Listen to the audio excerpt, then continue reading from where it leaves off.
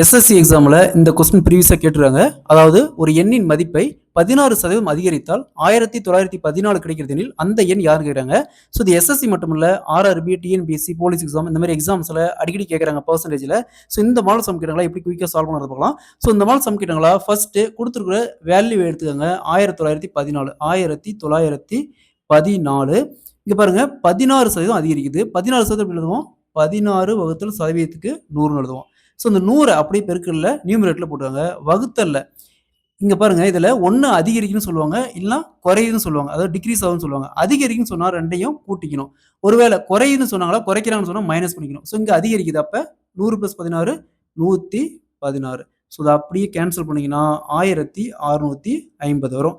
So அப்போ அந்த எண் பார்த்தோம்னா 1650, அதிலேருந்து 16% அதிகரிச்சோமா இந்த எண் கிடைக்கும். சரிங்களா? அது வேணும்னா செக் பண்ணி பார்க்குறதுக்கு இந்த 1650 இன்ட்டு ஸோ இங்கே பாருங்க சேம் இதே தான், வகுத்தல்ல இங்கே 100 போட்டுக்கணும். இதை ரெண்டையும் ஆட் பண்ணி நியூமரேட் போட்டுக்கணும். 116 சால்வ் பண்ணுங்க, இந்த வேல்யூ வரும் 1914 வரும். ஸோ இப்போ option B is the correct answer. இதேமாதிரி இந்த சம் பாருங்க, ஒரு எண்ணின் மதிப்பை 37% குறைத்தால் 630 கிடைக்கிறது எனில் அந்த எண் யாருன்னு கேட்குறாங்க. இந்த சம் ப்ரீவியஸாக போலீஸ் எக்ஸாமில் கேட்டுருக்காங்க. ஸோ பாருங்க அதிகரிக்குன்னு சொல்லியிருக்காங்க, குறையுன்னு சொல்லியிருக்காங்க. ஸோ இந்த சம் சால்வ் பண்ணிக்கிற ஆன்சரை கமெண்ட்ல போடுங்க.